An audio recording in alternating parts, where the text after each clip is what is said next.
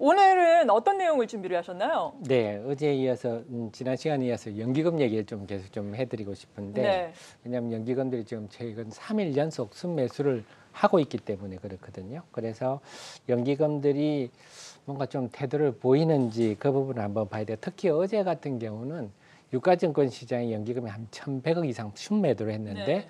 코스닥 시장은 순매수를 했다. 이게 또 웬일입니까? 그래서 지켜보면 작년 하반기 보면 다 아시겠지만 항상 연기금은 유가증권 시장은 순매수, 코스닥은 순매도 이게 딱 정형화됐었는데 특히 이달 중순부터는 사모펀드까지 매도가 늘어나면서 시장에 네. 더 압박을 줬습니다만은 지난 24일부터 좀 분위기가 바뀌고 있습니다. 그래서 좀 방향이 유가증권 시장 코스피와 코스닥이 같이 움직이다가 이번 주 들어서는 조금 더 코스닥 쪽에 실리고 있는데 그래서 이 부분을 좀 주목할 필요가 있다. 그래서 어제 시장은 유가증권 시장은 소폭 하락했지만 코스닥 시장은 소폭 상승했다 하는 점인데 결국은 뭐 전문가나 투자자들이 항상 개인 투자를 요구하는 게 우리가 유가증권 시장보다 더 대우를 해달라는 게 아니라 좀 동등한 수준에만 좀 대우를 해달라.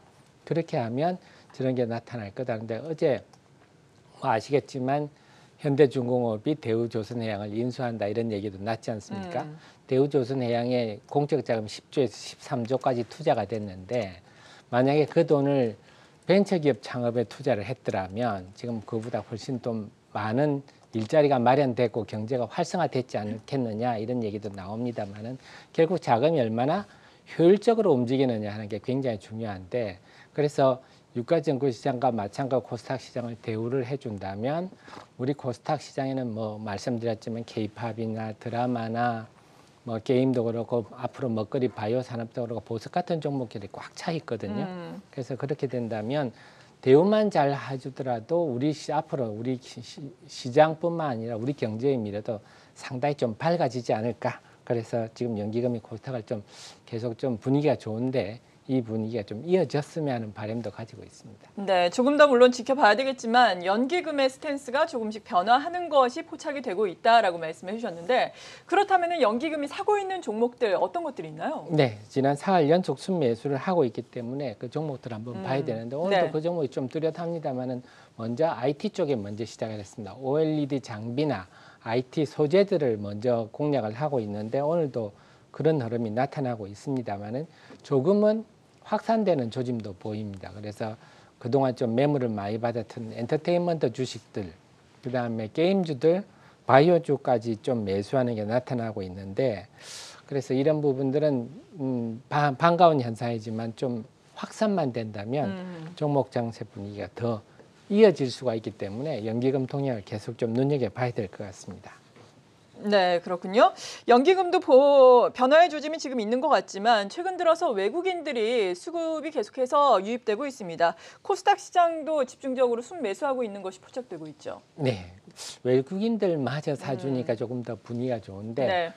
1월 시장에 지난달이죠. 벌써 1월 시장에 보면 두 가지 중요한 날이 있었는데 하나가 1월 8일이고 삼성전자 실적 발표일, 그다음에 1월 24일이 SK하이닉스 실적 발표일 두 가지가 시장에 큰 영향을 줬습니다. 특히 24일 날 SK하이닉스 실적 발표일부터는 외국인도 주식을 많이 샀지만 네. 코스닥에 외국인들이 유가증권 시장도 샀지만 코스닥도 많이 사고 있습니다. 그래서 지난 24일부터 어제까지 보면 유가증권 시장에서 한 2조 4천억 정도 외국인들이 순매수를 했습니다. 네. 마찬가지로 코스닥 시장도 지난 29일 하루만 빼고 계속 순매수를 해서 한 2,700억 정도 순매수를 해주고 있습니다. 그래서 전체적으로는 기관 전체는 여전히 코스닥 시장의 순매도인데 그 물량을 충분히 좀 소화해주고 있다 하는 점이고 특히 어제는 좀 인상적이었습니다. 어제 코스닥 시장의 순매수가 규모도 컸지만 네.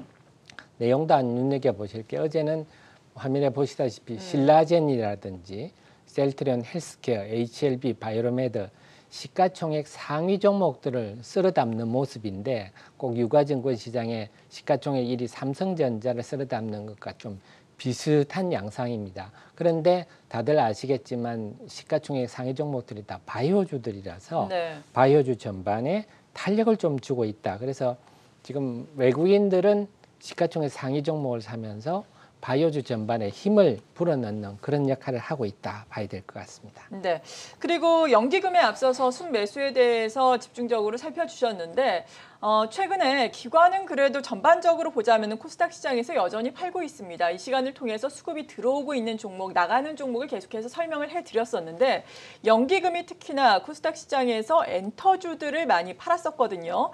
사실 펀더멘탈이 뭐 나빠진 것도 아닌데 기관 쪽에서 엔터주를 많이 팔아서 엔터주가 많이 하락을 했었는데 어제는 이 엔터주가 좀 올라줬거든요. 네. 어떤 시그널로 해석을 할 수 있을까요? 네, 오래간만에 엔터주 갖고 계신 분들이 네. 좀 미소를 지으셨을 것 같은데 아주 중요한 지적하셨습니다. 그동안 시장이 어제 기관들 순매수 상위 종목은 YG, SM, 그다음에 JYP도 어제 순매수 종목입니다. 그래서 그동안 많이 팔아서 많이 빠졌던 엔터주를 어제 대거 매수하면서 엔터테인먼트주들이 초강세를 보였습니다만은 결국은 소외된 새해 들어서 가장 소외된 업종이 앞서 보셨던 바이오, 연초에 기관들 매물 받고 맥을 잃어버렸고 그다음에 이달 중순부터는 바이오, 엔터테인먼트, 드라마 이런 쪽과 그다음에 2차 전지 소재주들이 기관 매물을 받으면서 굉장한 약세를 보였는데 이제 소외주들도 뭔가 반응이 나타나고 있다 하는 점을 굉장히 좀 긍정적으로 봐야 되겠고 좀 전에 말씀드렸지만 2차 전지 소재주들은 그동안 매수는 안 보였지만 어제는 순매도도 좀 사라졌기 때문에 방향이 좀 보이고 있다. 그래서 결국 제가 기관들한테 매니저한테 좀 물어봤습니다. 네. 왜 이렇게 2차 전지나 엔터주를 팝니까 하니까 작년에 좀 많이 올랐지 않습니까? 많이 올랐기 때문에 팔고 좀 그동안 많이 조정을 받았던 IT주를 삽니다. 이런 얘기를 했었는데 예. 이제는 IT주를 좀 오르고 이쪽도 많이 빠지다 보니까 변화가 있지 않느냐 이런 생각도 듭니다. 네.